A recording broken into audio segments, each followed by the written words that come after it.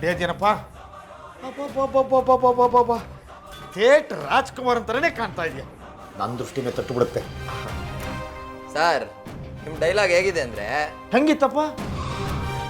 ಮಗಳಿಗೆ ಇಷ್ಟ ಇಲ್ಲದೆ ಇರೋ ಮದುವೆಗೆ ಒಪ್ಪಿಸಿ ಬಲವಂತವಾಗಿ ರೆಡಿ ಮಾಡಿಸಿ ಆಮೇಲೆ ಪೂಸಿ ಹೊಡಿಯೋಕೆ ಹೇಳ್ತಾರಲ್ಲ ಸುಮ್ಮನೆ. ಆಹಾ, ನನ್ನ ಮಗಳು ಎಷ್ಟು ಸುಂದರವಾಗಿದ್ದಾಳೆ ಅಂತ ಆಗಿದೆ. ಹಂಗಲ್ವೋ, ನಿನ್ನ ನೋಡಿದವರು ಆದಿತ್ಯ ಅಲ್ಲ ಅಂತ ಯಾವನು ಹೇಳೋಕೆ ಸಾಧ್ಯನೇ ಇಲ್ಲ. ಸೇಮ್ ಟು ಸೇಮ್ ಹಂಗೆ ಇದೆಯಾ? ಅಲ್ಲ, ನಾನು ಅವನು ಆ ರೇಂಜಿಗೆ ಒಂದೇ ಥರ ಇದ್ದೀವಿ ಅಂದಮೇಲೆ ನಾನು ಅವನ ಥರ ತಾನೇ ಕಾಣಿಸೋದು. ಇಲ್ಲಾಂದ್ರೆ ನಿಮ್ಮ ಥರ ಕಾಣಿಸೋಕ್ಕಾಗತ್ತಾ? ತಲಾ ಹರಟೆ, ಪ್ರೀತಿ ತೋರಿಸಿದ್ರೆ ಉಲ್ಟಾ ಮಾತಾಡ್ತೀಯಾ? ಇದೊಂದು ವಿಷಯದಲ್ಲಿ ನೀನು ಆದಿತ್ಯನ ಥರ ಇಲ್ಲ ನೋಡು. ನನಗೆ ಈ ಯದ್ವಾ ಹೊಗಳರ್ಕೊಂಡ್ರೆ ಆಗಲ್ಲ. ಅಯ್ಯ, ಹೊಗಳಿಸ್ಕೊಳ್ಳೋದಕ್ಕೂ ಯೋಗ್ಯತೆ ಬೇಕು. ಅದು ನಿನಗಿಲ್ಲ ಬಿಡು. ಬಾ, ಕ್ಲಾಸಿಗೆ ಲೇಟ್ ಆಗುತ್ತೆ. ನಡೀರಿ.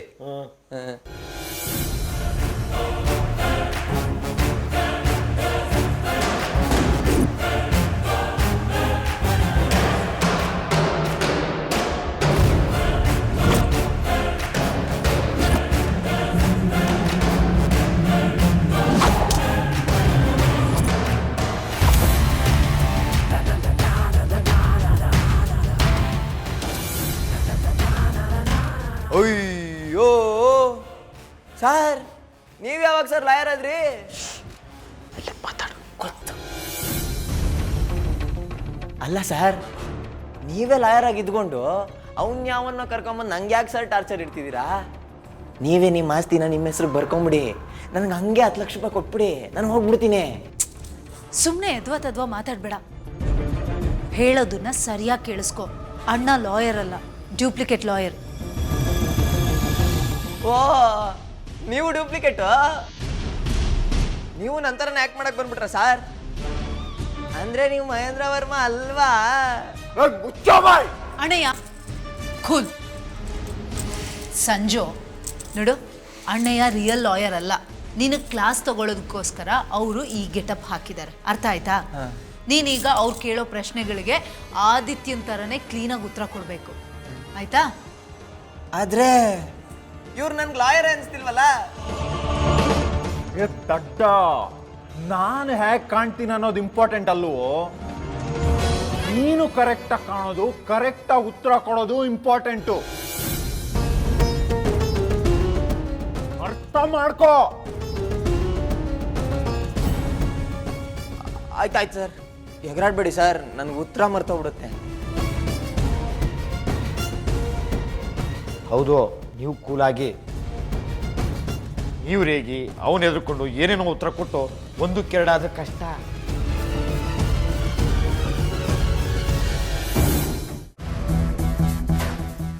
ಎಲ್ಲ ನಿನ್ನಿಂದಾನೆ.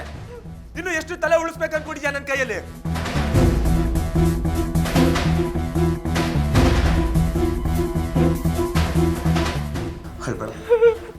ಅಳ್ಬೇಡ, ನಂಗೇನು ಬೇಜಾರಿಲ್ಲ. ನಿನ್ಗೋಸ್ಕರ ಎಷ್ಟು ತಲೆ ಬೇಕಾದ್ರೂ ಉಳಿಸ್ತೀನಿ. ನಂಗೆ ನೀನ್ ಬೇಕಷ್ಟೇ.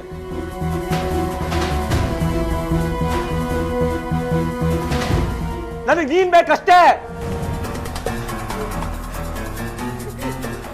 ಕೈ ಮುಗಿತೀನಿ, ಇದನ್ನೆಲ್ಲ ಇಲ್ಲಿಗೆ ನಿಲ್ಸು. ನನ್ನ ಕೈಲಿ ನೋಡಕ್ ಆಗ್ತಿಲ್ಲ. ಹೇಗ್ ನಿಲ್ಲಿಸ್ಲಿ ವಸುಂಧರ? ನಿನ್ಮೇಲೆ ಯಾವನ ಕೈ ಹಾಕ್ತಾನೆ, ದಾರಿ ಲೋಗವನ್ನೆಲ್ಲ ಕಣ್ಣಾಕ್ತಾನೆ. ಅದನ್ನೆಲ್ಲ ನೋಡ್ಕೊಂಡು ನಾನು ಚೆಂಡು ತರ ನಿಂತ್ಕೋಬೇಕಾ? ದೋಸ್ತು ಅಂತ ಬಂದು ನಿನ್ನ ಪಟಾಯಿಸೋಕ್ ಬಂದಲ್ಲ, ಅವನ್ನ ಮುಡ್ ಮಾಡು ಅಂತೀಯಾ? ಮೆಟ್ಟಿ ಸಾಯಿಸ್ಬೇಕಿತ್ತು, ಕಂಟ್ರೋಲ್ ಮಾಡ್ಕೋಬಿಟ್ಟೆ. ವಿಶ್ವಜಿತ್,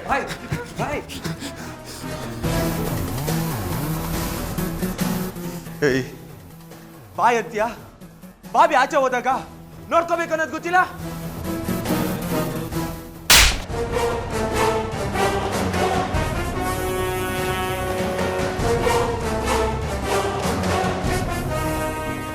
ವಸುಂಧರ, ಕಟ್ಟು ಗಂಟು ಮುಟ್ಟೆ, ಹೀಗಿದ್ದೀಗ್ಲೇ ಹೊರಡ್ಬೇಕು.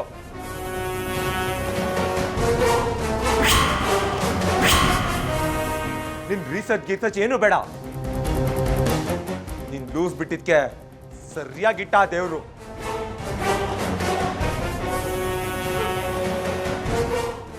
ಬಲವಂತವಾಗಿ ಕಳಿಸ್ಬೇಡ. ಒಂದ್ ಕೆಲ್ಸ ಅರ್ಧಕ್ಕೆ ನಿಲ್ಲುತ್ತೆ. ಏಯ್, ಏನೇ ಕೆಲ್ಸ? ನನ್ ಮದ್ವೆ ಆಗಿ ನನ್ನ ಜೊತೆ ಜೀವನ ಮಾಡೋದ್ಕಿಂತ ದೊಡ್ಡ ಕೆಲ್ಸ ನಿಂದು. ಕೇಳಿಲಿ, ನಾನು ನೀನು ಇವಾಗ್ಲೇ ಈಗಲೇ ಬೆಂಗಳೂರಿಗೆ ಹೋಗ್ತಾ ಇದ್ದೀವಿ. ಅಲ್ಲಿ ನಮ್ಮ ಅತ್ತೆ ಮನೆಯಲ್ಲಿ ಅವ್ರ ಮುಂದೆನೆ ನಮ್ಮ ಮದ್ವೆ. ಓಕೆನಾ? ವಿಶ್ವಜಿತ್ ಪ್ಲೀಸ್. ಚಲ್,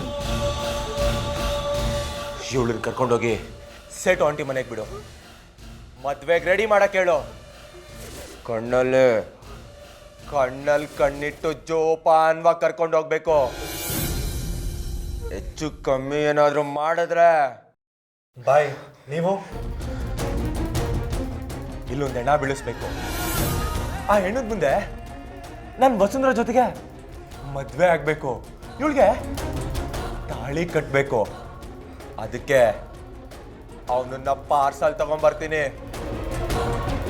ನೀವು ಮುಂದೆ ಹೋಗಿ, ನಾನು ಹಿಂದೆನೆ ಬಂದ್ಬಿಡ್ತೀನಿ.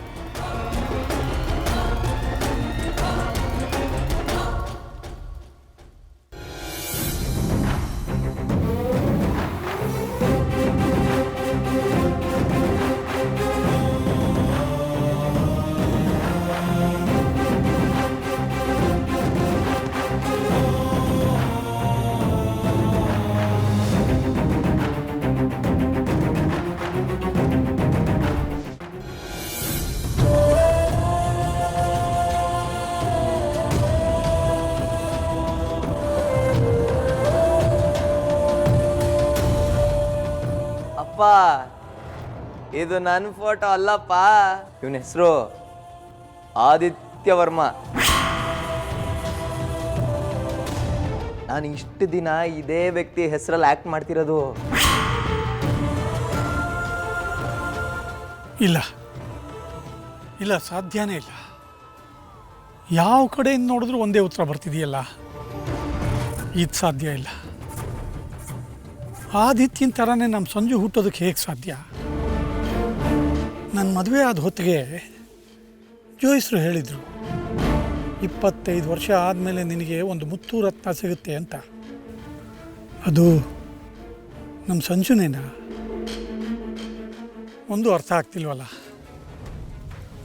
ನಮ್ಮ ದೊಡ್ಡ ದಣಿಗಳು ಮಗ ಹುಟ್ಟು ಬರ್ತಾನೆ ಅಂತ ಜಾತಕ ಪಕ್ಷಿ ಥರ ಕಾದು ಹೋದ್ರಲ್ಲ, ಅವನ ಮೇಲೆ ಜೀವನೇ ಇಟ್ಕೊಂಡಿದ್ರು. ಅದಕ್ಕೂ ಇದಕ್ಕೂ ಏನಾದರೂ ಸಂಬಂಧ ಇದೆಯಾ?